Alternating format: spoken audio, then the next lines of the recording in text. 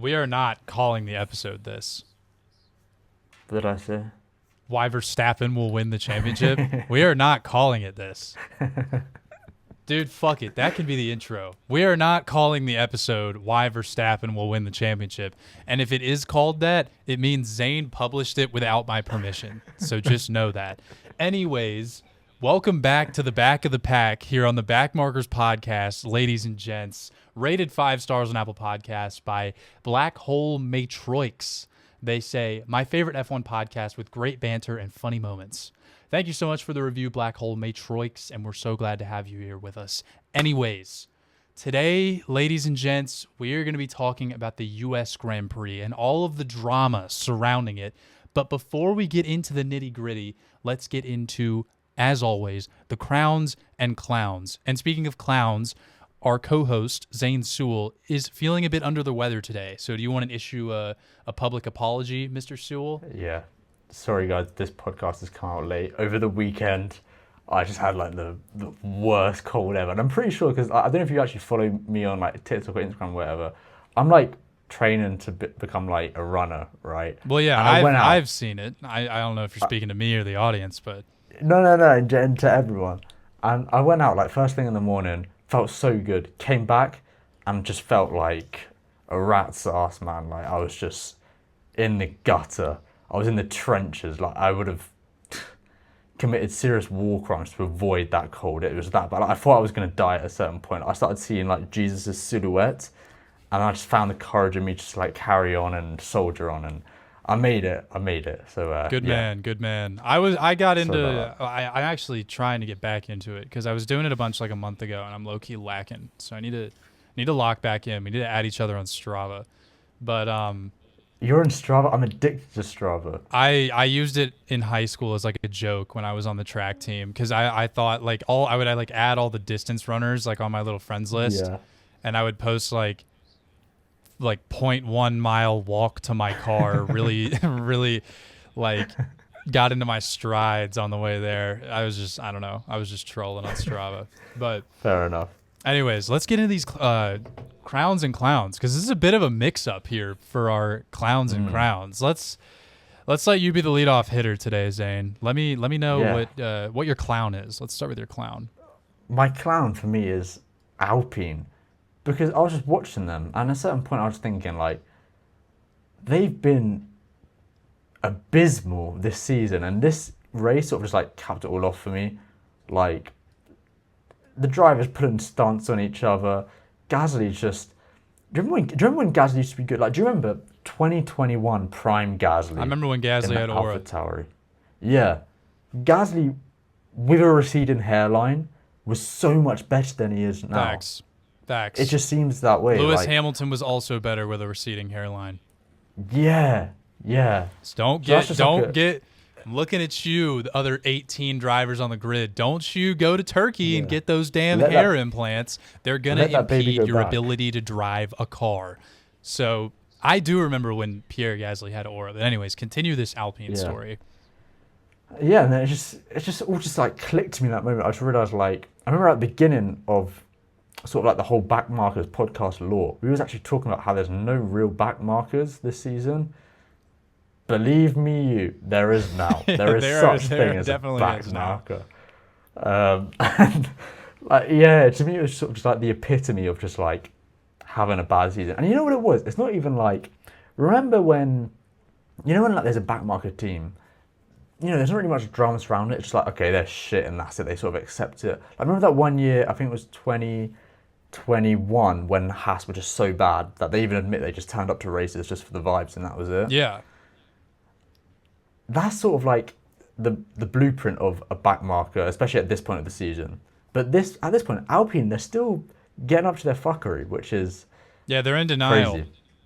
Yeah, and it's just like, I just realized that warranted a clown for me. Yeah, and I mean, obviously the whole team orders situation. I mean, I assume that's what you're referencing. That was nuts. Yeah. That was really funny. But we'll come back to that later. I'll go with my clown. A little bit of friendly fire here. I got to give it to Mr. Oscar Piastri because if you've seen my video, you know where I place the blame for the sprint race turn 1 incident. I think that was a bad move from Piastri. I don't care what anyone else says. Nobody can convince me that that isn't at least 80% Oscar Piastri's fault for trying a switchback at turn 1 at Coda on lap 1. That is a bonehead move if I've ever seen one. So that, along with having no pace in the race and struggling in Grand Prix qualifying, this is an easy one, man, because you're winning the championship and you've been making a lot of mistakes. And this next leg, or this current leg that we're in, Oscar has not had the best track record. He's done well in the European leg before, but in the Americas, he's not great. Like he's gonna be going on tracks he doesn't love until Qatar. So this could get feisty. But again, I'll save that conversation for later as well. But Oscar Piastri fully deserves my clown, in my opinion, obviously. So let's get into your crown, Zane. Let me hear it. My crown is to be placed upon the head of a king, right? God, I'm placing it on him, Max Verstappen. What a guy! This guy is insane, and it's ridiculous. Like, I think if he wins this year. Okay, I'm going to give you like 30 more seconds to glaze Max Verstappen while I fill up my water. Okay, if he wins this year, I'm saying he's breaking into that sort of like top 2 greatest of all time conversation. And for me, it's sort of like him and Schumacher, they're up there, you know what I mean? If he wins this season, mate, that would just be unbelievable. But anyway, him specifically this weekend, he came out and he balled out. There's nothing else left to say. He just balled out. He just made everyone else's bitch, basically, and just vintage class race. Flawless. And that's my glazing session over. Onto your crown. All right, cool. Yeah, I'll come back to that later. My crown is a good old friend of yours, Zane, Mr. Charles Leclerc. I mean, he earned it. I'm very surprised that you went with Max over Charles. Because Charles drove his fucking ass off this weekend. Yeah. I mean, he was. Yeah. I don't know how much credit is owed to the team because he was qualifying P10 on Friday, but Ferrari did something right this weekend because Hamilton and Leclerc, they got a 3-4, very good result in the race that actually matters. So, excuse me, Charles. Yeah. Charles was defending really well. Lewis was driving really well. He looked as comfortable as he's ever been in the Ferrari, which obviously isn't saying much, but it's still improvement. And yeah, the fact that Charles was actually able to give Lando a run for his money was very impressive, especially considering what the car looked like on Friday. So yeah, kind of surprised you backstabbed your boy for cheeks for clapping.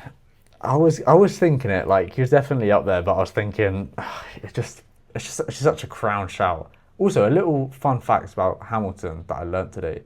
Did you know, excluding sprint races, he holds the record for the most amount of Formula One races for Ferrari without a podium? I did know that because Didier Pironi was the old record holder, and I kind of fuck with Didier Pironi. I think he's a dog. Okay. Fair play. Yeah, glad Didier Pironi no longer has that record. Shout out to Lewis. Keeps adding up to his arsenal of records. But gotta respect it. Yeah, that's not a great one to hold. But yeah. You have anything else to say about these clowns and crowns, or do you want to get into this Max Verstappen bullshit? I said let's just get into it, man. All right. Well, I'm gonna let you do it again. Like Max Verstappen, you think he's gonna win the championship? Let's get into this. So yeah, I'm just talking on a wider platform now in terms of winning the 2025 championship. For me, he can do it. He can do it. And you know what it is? This year, he's not talking the talk, but he knows how to walk the walk. He's been there before. He knows that all he has to do to win this championship, right, is just keep on delivering. right? If he keeps on delivering, the best that the others can do is second or third, or worse, as we've seen this weekend. So he can do it. It's in him. He just needs to keep on getting them results. Number two, he is just him. He is just that guy. Like, if anyone can do it, and this is what we said on the last episode. If anybody on the grid can do it in this situation, it's Max Verstappen. And I feel like there's something there to not look past. Number three, I think he's going to ultimately benefit from further coming McLaren squabbles. I feel like, the closer we get to Abu Dhabi, the more intense the squabbles are going to be in McLaren. Higher stakes, less time left on the clock. I just feel like something's going to happen. There's going to be another race where we're going to discuss McLaren carnage, in my opinion. So yeah, that's my case. All right. Well, let's get this out of the way. Does Max Verstappen have the fastest car on the grid right now? Right now, perhaps, yeah. Right now. Okay. Yeah. I almost fucking threw my chair if you said no, because that is the most annoying shit. I'm a slut for calling out hypocrisy. Even at the beginning of the season, when the Red Bull fans were calling the car a tractor and he won in Japan, ooh, that boiled my blood. Because I was like, yes, it's possible for your boy to be a good driver and also have a fast car. Like, everything doesn't have to be this amazing story that he took a fucking, what do you drive again? Vauxhall Corsa to Q3 and won the fucking race. Like, it's not that deep. Max just has a really fast car and he's a really fast driver. Max has the fastest car on the grid. I will not hear anyone out on this. He outpaced the McLarens in Singapore. He outpaced them in Monza. He outpaced them in Baku. And there's been at least one McLaren in all of those races that hasn't made a mistake, and Max is just beaten on raw pace. In Baku, obviously, we had Piastri out, and Lando got shafted in qualifying. Monza was just straight up, like, obviously, clean air is king in these regulations, but Max straight up cooked the McLarens in the race. Yeah, out. And in Singapore, he straight cooked the McLarens. And in Austin, he straight... there's debate on whether or not Lando would have been able to catch him if Charles didn't get the overtake done, but he still had the pace, and I feel like, the upgrades that they've brought have just made that car a rocket ship. Yeah, and that's another thing that pisses me off, is how are you going to go and call Red Bull a terrible car? And, like, what? Give Laurent Mekies his credit, dude. He's been balling out. Yeah. And obviously, I'm a McLaren fan. I don't want to see Max win the chip, but Laurent Mekies, he's a sick guy. Like, I am happy for Red Bull. I'm happy that team is flourishing under his leadership because he deserved that role and he's killing it. That's the one positive thing I will say. But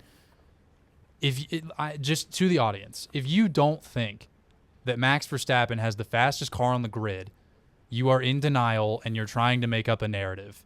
He's still a great driver, but he is in the fastest car on the grid. Let's be fucking real here. Zane, so what's your other point? He's him. Very compelling argument there. But you are right, because the McLarens are going to squabble. But what people aren't talking about is why wouldn't they start squabbling with Max now? Because Max is in the championship too. I feel like people are overlooking the possibility of a Verstappen DNF, because things aren't just going to get frisky between Lando and Oscar. It's going to get tense between all three of them. And I mean, obviously Max has the cooler head, but that doesn't mean he's not going to be a victim in one of these incidents, as the kids say. So what do you think about that? What do you think about the possibility of a Verstappen DNF?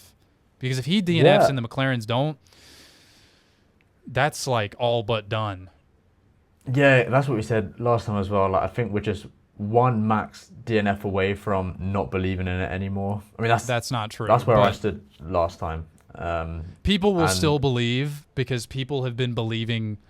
I mean, like, before Austin, it was like, okay, guys, like, it's fair to have fun, but, like, It's not looking exactly. great. It But won't happen, after but if it this did performance happen, in Austin, it's like, okay, like it's still not crazy easy. And the fact that Vegas favors Max now, that is ridiculous. And I've complained a lot about Formula One betting odds, but that is nuts. But it's still not easy from here. I feel like people are, yep, Max is going to win. Like it's over. It is not. no. It's not even close to It's still going to be a in sick the comeback bag. story if he does win. Exactly. And I will acknowledge that. The praise for Max will be as loud as the criticism of the fans, but it hasn't happened yet. So we need to remember that. Yeah, no, exactly. Damn. It's gonna be an exciting end to the season though from now Dude, I onwards. know. Either gassed. way, like we can argue all we want. This is what we do. We're sports fans. Like we all love this. Let's have fun. Let's savor these arguments because these arguments don't come around often about being able to argue who's going to win the championship. This is an exciting time for F1 fans. And that's something you need to remember when you see a comment in a comments section that's trashing your favorite driver or overly glazing one driver you don't like. We have a championship fight, and that is beautiful. Right, Zane? Yep. Exactly. Just make the most of it. Just enjoy it, man. So, let's talk about the other end of things. I know we've kind of touched on it a bit. McLaren, what is happening? You made this little bullet point, and I don't really think there's anything wrong. I don't think there's anything going wrong at McLaren. I mean, obviously, let me hear your take on that. Yeah. I mean, my thing was just purely coming out of, the sprint the sprint results, just sprint in general, I suppose, for McLaren. And Oscar Piastri on the Sunday and also the quali on the Saturday. And if you're looking at that just from sort of like a results point of view, I don't know, it makes you sort of think that, is there something that's like, is this McLaren not the McLaren that it used to be at the beginning of the season? I think in terms of competitiveness, it's not, because like that Red Bull is slowly caught up. But Piastri, like, is bro losing his head? Yeah, I think that's a good point. I never really thought about it from a technical standpoint. I would be willing to say and agree that McLaren's probably gotten a little complacent in the second half of the season. They probably could have been developing their car more aggressively, and they haven't. And now there's a three-way title fight on their hands, and that's not good. And honestly, Andrea Stella has been he's been just, oh my God. It's like, I'm trying to think of comparison, but he's just been yipping and yapping and doing all this bullshit, and it's just like, dude, shut the fuck up and tell the engineers what to do. Yeah. I thought Zach Brown was supposed to be like the face of the team who would handle all of that media shit. Yeah. Exactly. Like, get Stella back to the factory, dude. He does not need to be worrying about this shit. That's why the CEO team principal dynamic works so well. You have a CEO that deals with the media, like Zach Brown. That way Stella can focus on the things that actually fucking matter. But now it's all messed up. Zach Brown is honestly keeping his mouth. Well, that's not true. He was yapping over the Austin weekend. But in comparison to how it used to be, now we've got Stella talking a lot more to the media and Zach Brown talking a lot less than he used to the media. Yeah. I think that's fucking stupid. And I do think that might be a part of why McLaren is slower these days. I think they got a little lost in the sauce. They're like, oh, our car's fucking amazing. And now look at you. So I do agree with that.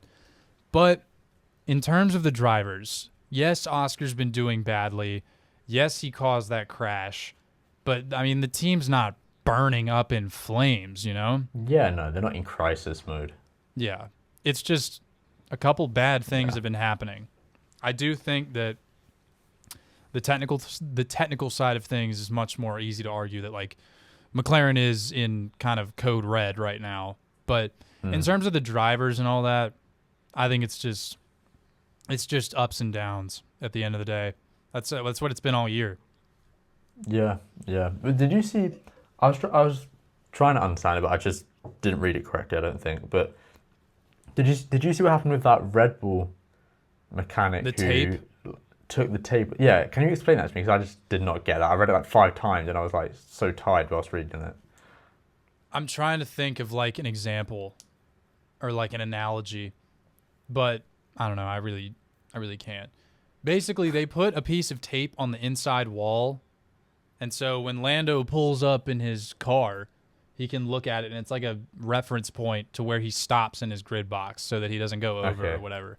A lot of different drivers do it, but Lando, like a lot of them have different ways that they do it. Like they'll have a marker on the million different. Like Lewis has one on his car, I think, that he has them like line up with the way he sees. I don't know, but Lando's is on the wall, and it's just a reference for where he parks his car. And so Red Bull, one of the people in the pit lane for Red Bull tried to take the tape off the wall, which is allowed, but not during the formation lap.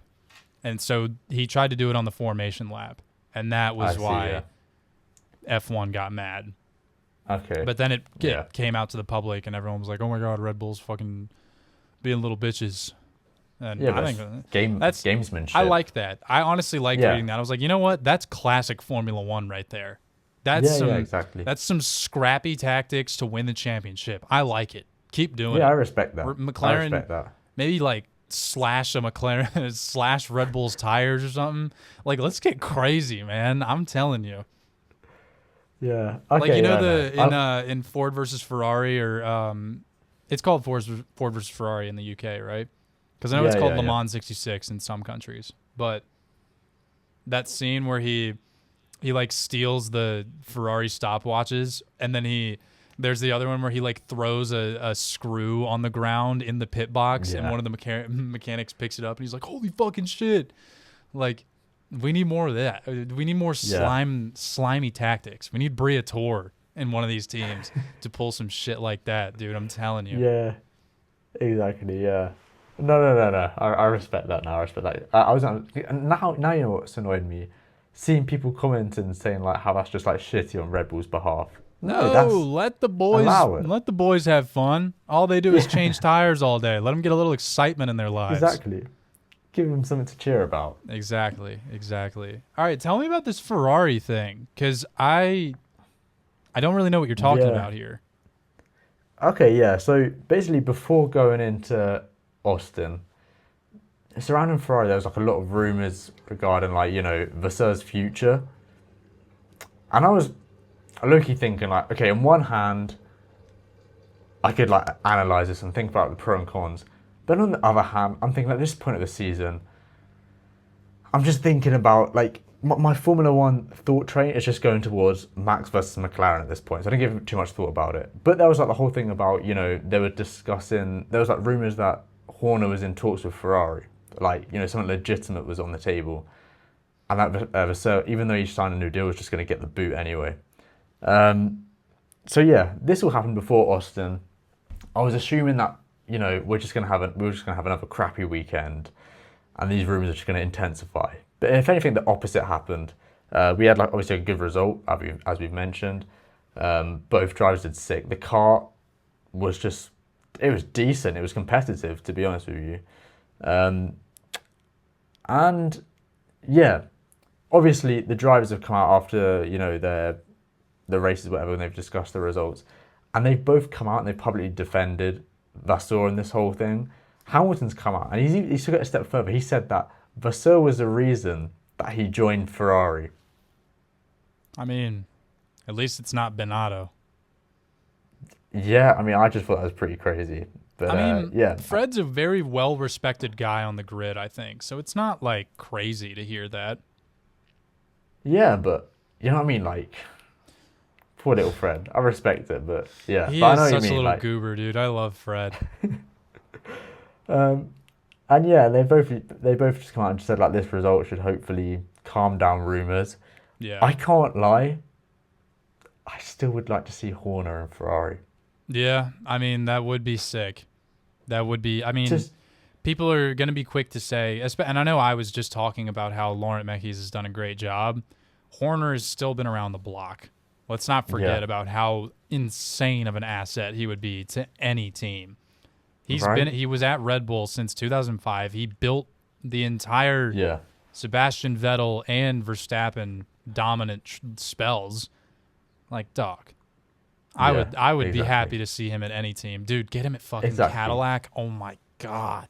Yeah, I would because pay. he's good at making something out of nothing as well. Exactly, dude. Let him start Yeah. over. Let him get one more Exactly. run in like in the My League, like 2K Yeah, My yeah. League. Just let him cook I one know more what you time. Reset the save. Yeah. That'd be a But yeah, fucking no, it's actually movie. funny that you mentioned when you started in 2005, because I was watching the other day when I was sick, just like in a fuck-ass state. I was re-watching the 2005. I just wanted to watch the whole 2005 season, like from the beginning. So I started watching the Australian Grand Prix, and the commentators were talking about Horner, oh, there's this new Horner guy in the Red Bull garage today. He's set up for a good career. And I was just thinking, damn, like they did not make a mistake by saying that, because Yeah. he went on to do some amazing stuff. And he started so young as well, which is crazy. Yeah, it is crazy. Respect for Horner. Yeah. I feel like I Love saw it. I'd another love to see young him in guy on some sports team the other day in a management position. I was like, dude, you look 12. I can't remember what it was. Maybe it'll come back to me while we're talking about this next thing. But anyways, you want to move on to the Alpinists, or do you have any more to say about the Ferraris? Let's get right to this Alpinus. All right, let's talk about the Alpinists. This was debatably the most entertaining thing in the entire race, if you ask me, was the Alpinist team orders. Because dude, you watch? Okay, I've asked you this a million times. You watch Sky, right? Or do you watch F1 TV now? Watch Sky, yeah. How do you not watch F1 TV now? Listen, I do now actually have F1 TV. I was about to say, how do you Yeah, not have F1 TV in your current circumstances? I have it now, hence why I watched the 2005 season. Okay, but you still prefer Crofty? Yeah. Really? Yeah. I mean, okay. You gotta I'll give Jake's a try, man. Coulthard is a for treat. Mexico, I'll give it a go. All right. And I'll let you know. Yeah, and But, we can swap, as a matter of fact, but it just, I'm so attached to F1 TV commentary. Okay. Okay, So, right. We'll see how No, it we goes can then. swap. We can swap for Mexico. I'll listen to Crofty and you listen to Jake's, and we'll see what Okay. we think of the other one. All right, bet. But yeah, anyways, the reason I say that is because I think it was Alex Jakes or either Julian Palmer or David Coulthard. I don't remember. But actually, I think James Hinchcliffe was in the booth instead of Coulthard for the US Grand Prix. But anyways, one of them said, like, oh, they're really glad they're doing team orders to preserve P17 and P18. Very good move, Alpine. And it just slap in the face live on the broadcast. I was like, dude, let's go. That's so funny. But they make a good point. Why? Yeah. Why? Because it is shocking as much to them as it was to me that Colapinto was outpacing Gasly, but he was. So why are we holding positions, especially when you got Bortoletto crawling up your ass crack, who's going to pass both of you in 2 laps? Yeah. Yeah, but as I said before, I've got no words for Alpinus this season. Like, damn. And the fact that Colapinto just ignored it and just did his thing as well is just Yeah, even more clownery. I hate being like, Colapinto earned my respect today. But, like, it was nice to see that. I was like, okay, you're actually kind of a cool guy. Like, Yeah. I told you, man. No, you didn't. When did you ever praise I've Colapinto? always been a Colapinto enjoyer. Then why in, like, the last or 2 episodes before this, you were listing, like, your nightmare things for F1, and one of them was your dad being a Colapinto editor? Okay, because listen. See, I I've rate got the Colapinto. receipts, man. I rate Colapinto. Doesn't mean I'm a massive fan. Why? Why do you rate Colapinto? I just think he's pretty cool. I just think he's like a cool in driving. sound guy. I just think he's just a cool sound guy.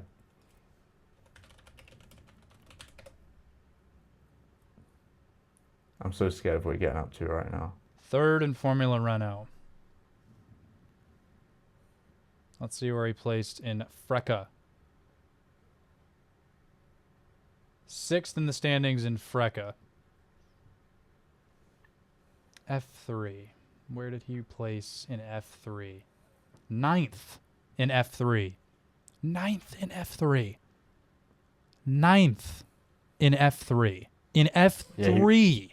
He was just testing some bits out then. He was just testing out some new techniques. Oh, no. So he did 2 seasons of F3, I think. Is this still F3? Yep, another year of F3. Only fourth. Only fourth. And, okay, let's see, Formula 2. But he's just swag, though. 2024, I guess he didn't do an entire F2 season. But when he left, he was 6th in F2. That's not great, man. That's not great. None of those results are good. And I'm sorry, he's a cash cow. He's the new Joe Guan Yu. No disrespect to either of those guys, but I mean, I just think it's so funny that they didn't even try to hide the fact that Mercado Libre is just a Franco Colapinto sponsor, because it was on the Williams last year, then the exact same way that's on the Alpine. Like it's a little silly. But point is, I don't want to get lost in the sauce here. Franco, it was cool that you did that, because Alpine's full of a bunch of bitches. So that was a good move. And I think it's really funny that you're helping fund Pierre Gasly's Aura leak, because it's generational right now. Poor guy. For real, man. I actually rate Gasly as well. He's a cool guy. He's like a pretty being cool guy. Leclerc's best mate as well. They're like sort of like Mario and Luigi. Like even though you don't love Luigi, you still rate him. You still want to see him thrive. Wait, so who's Mario? Like Leclerc's Mario in this case. And Gasly's Luigi? Yeah, they're sort of like. I mean, I know they're like friends. Yeah, I guess that makes sense. Yeah, they're like friends, but like you support Mario, but like no one's like a avid Luigi lover. You'd be surprised. I mean, there might be like the odd one, but you know what I mean. But it doesn't mean that you necessarily want to see him. Like you still want to see him do well. You want to see him there with Mario. Yeah, that's fair. Mario can thrive without Luigi, but Luigi can't really thrive without Mario. Yeah, very insightful. Exactly. But yeah. There's back in what? Some crazy backmarker law here. Do you remember when we did the Al Pizza analogy? Yeah. Wait, what did we call Franco? No, we said that. We were saying that like okay, I remember it now. The Alpine is just like a pizza, right? Yeah. Gasly is the cheese, and the cheese is just always there. It's going to be solid. And we was discussing whether who's better, Colapinto or Duhan. And I said that like, now I look back at it, it just doesn't make any sense at all. I said that you could put any topping on top of that. You could put anchovies, ham, mushroom. It doesn't matter what you put on, because you then find out that the tomato sauce was out of date and it's just moldy. So no matter what you put on, it's always going to be shit. So the pizza is just always shit. So it's like an equation that just always results in the pizza is shit, no matter what you do. Well, they're getting a new Mercedes tomato sauce next year. So do you think that Alpine will be back once again after? I hope so. After this year with the new Mercedes power unit. I hope so. Like, I've got a bit Alpine has been my biggest op. I hate Alpine. Really? Yes. Well, I just love them for the Alonso days. Well, they're not. We're not Renault anymore. We're Alpinus. We're Alpinus. We're not Renault anymore. We're the penis. We're Alpine because we sell like 2 cars. Like it's the dumbest shit ever. Right? Just be Renault. Ridiculous. Now there's no yellow on the grid. We already have enough blue. Go back to being Renault when it's cool because it's like a normal car brand. Well. That shit's cool. Renault has aura, exactly. Go back to Renault. Call up Telefonica from Spain. I assume that was like an Alonso sponsor, low key. Yeah. But mild 7, get the cigarettes back on the damn car, and it'll start to be fast again. I promise. Yeah. Don't call ING though, because that's bad times for Renault. If you know, you know. But what else is there to say? We've got Mexico this weekend. Do we want to mention Carlos Sainz? Sure. Yeah, what the fuck? Well, I assumed you had something to say. That was what I wanted to say. Okay. Well, he got a free podium in the sprint and took out a 12-year-old in the race. Good job qualifying, but bit of a bipolar weekend for the guy. Yeah, has some like crazy side missions. For real. Yeah. And you know what's crazy? I actually thought about this the other day. Remember that question you asked me on the quiz episode? F1 standings. It was like, who's highest in the standings? Yeah. Carlos Sainz, Nico Hulkenberg, or Fernando Alonso? And I was like, it's definitely not fucking Sainz, because Sainz was in like 17th. Sainz is now in 11th and 3 points behind Hulkenberg in the standings, which is nuts. And how far is he behind? He's still a long way behind Albon, but still crazy how in a few weeks Sainz's entire season has gone from unlucky to very, very good. So yeah, happy for him. Fair play. But yeah, do you want to get into some Mexico predictions? I guess to wrap up this episode. There's not really a ton to talk about, so it's gonna be another short one. But let's get into these Mexico predictions. What do you got? I'm saying and I'm hoping this time we get like a competitive showdown between either one of the McLarens. At this point, I don't even care which one, and Verstappen. I want to see some fighting on track. We did get that last year, and Max ran Lando off the track. Yeah.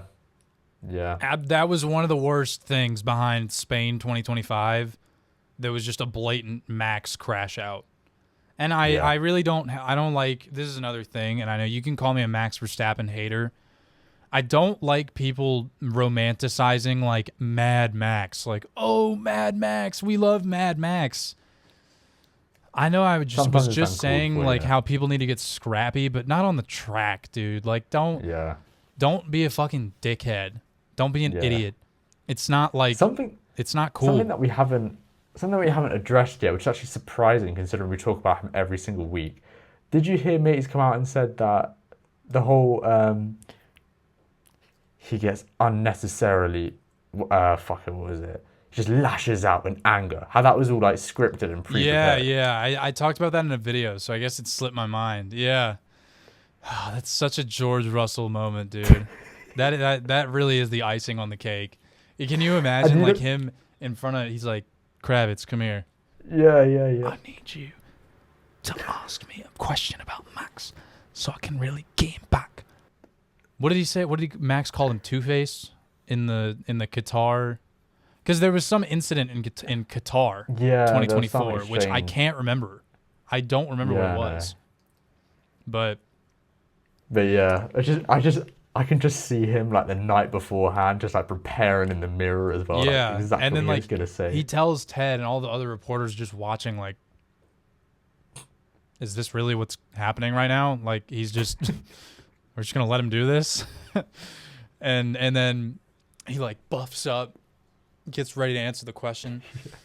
He lashes out, unnecessary anger and borderline violence.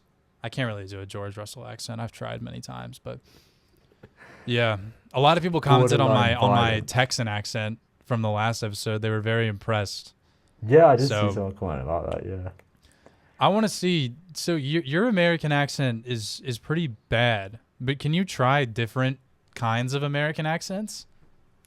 Give me like I can try. Like give me like a place in America, and I can try and replicate the Let's accent. do like what I was doing, like the Southeast. Or I guess Texas isn't really the Southeast, but like Georgia, Florida, Alabama, the South.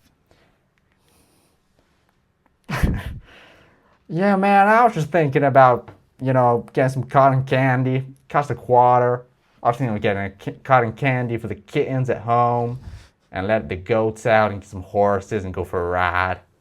You sound like a woman, dude.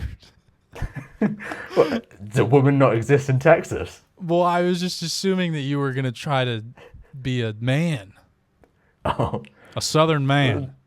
You don't sound very southern, boy. You don't sound like you're from around here. You don't sound like you don't sound like you're from Dixieland, buddy.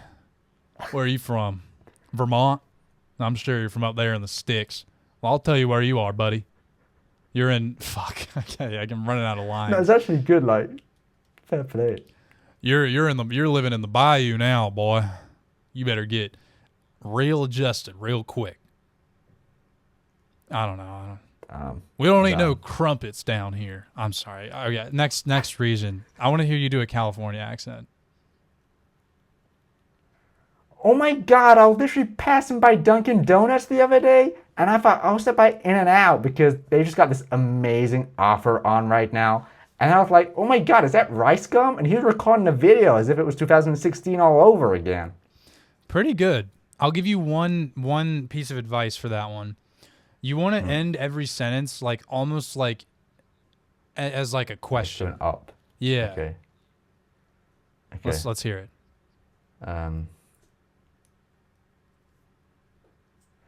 So I was going to McDonald's and they've got a new savor menu, and I was thinking, is that going to be really true? Like, I've only got $4. That's it. This is what this has come to. The Backmarkers Anymore? podcast. I mean, I feel like let's try like Boston. Or like New York if you want. Okay, yeah. I've been watching. Okay, you know, this is where I always get my TV stuff from, so I should be good at this. What is this, like Sopranos? Yeah. Nice. Hey, buddy, you want to go for a walk? You want to go for? There's a sidewalk right there. We can go on the sidewalk. We can go and get a coffee. We can go buy some newspaper agents. We can go and read some books. That's pretty good. Coffee. Thanks. Walking. Coffee. I'm walking here. Jalen Brunson. That's my guy. Jalen Brunson, that's my guy. Tommy DeVito, he's from the New Jersey area.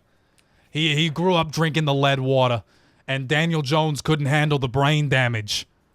All right, I'm done. I'm getting goosebumps. All right, I'm done with the accents. We still haven't even done Mexico predictions, dude. Holy fuck. Okay. All right, maybe I'm next gonna episode say you can try the British accents. I'm gonna say an Oscar Piastri win against all odds in Mexico, and I'm gonna say this is gonna be a podium of championship contenders: Max Verstappen P2, Lando P3. As much as it hurts me to say it, that's my gut. My gut's telling me, man. Hey, guy. My gut's telling me Piastri. You know what? I hate to sound like LeBron James, but I was actually going to say that one myself. Exactly the same thing? Yeah. I was thinking, I knew there was going to be sort of like a sandwich, because I knew there was going to be some sort of, battle going on. Yeah. And I was thinking, do I put Lando? And then I thought, no, I'll be different. I'll put Piastri there. Great minds think alike. Yeah. Don't they? Don't they, boy? Wheel knowledge. Yeah, W wheel knowledge for real. Who's going to be like let's do prediction crown and clowns. I'm going to say my clown. I'm going to just let it come to me real quick. Isaac Hadjar. Isaac Hadjar is going to do some dumb shit. My clown, let me just get in touch with my senses.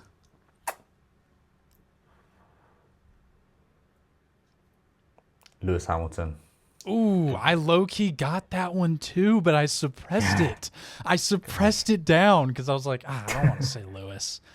My first instinct, I swear to God, was Lewis Hamilton. And then I was like, no. Shuffle the cards again, and then I got Isaac Hadjar. So, Lewis, you better be careful, man. All right. Prediction crown. Gabriel Bortoleto. Ooh. Let me do my prediction crown real quick.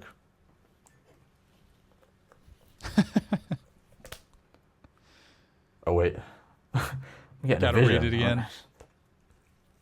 Oh, shit. Oh, shit. Oh, I can see it now. I understand it now. Carlos Sainz, he's going to carry on his insane run. Well, insane run. He's going to carry on like this momentum that he's been building recently. Okay. And he's just going to, bite into his sort of like deficit in terms of points. And he's going to get top 6 finish, I reckon. Top 6 or top 7? Top. It's hard to tell these days. Maybe 6.7, if that's possible. Oh, that's awesome. Maybe he finishes 6th with a 7-second gap. How about that? How about that for an idea? Yeah. Yeah. I break you. That would just be art. It would be. Yeah. This show really is something, huh? Well, I think that's going to be about it for this episode of the Backmarkers Podcast, episode 17 of the Backmarkers Podcast, because we keep track, but you don't. But yeah, thank you guys for watching. I'm going to let Zane wrap the outro.